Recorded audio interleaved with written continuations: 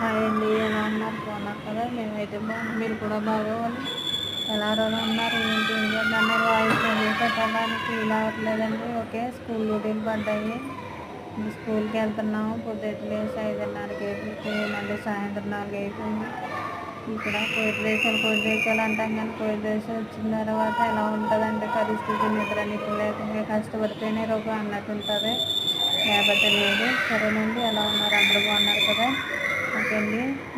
మేమైతే బాగానే ఉన్నాం. స్కూల్ డ్యూటీలకి వెళ్తున్నాం. లొకేషన్స్ పెడదాం అనుకున్నాం, కానీ టైం కుదరట్లేదు.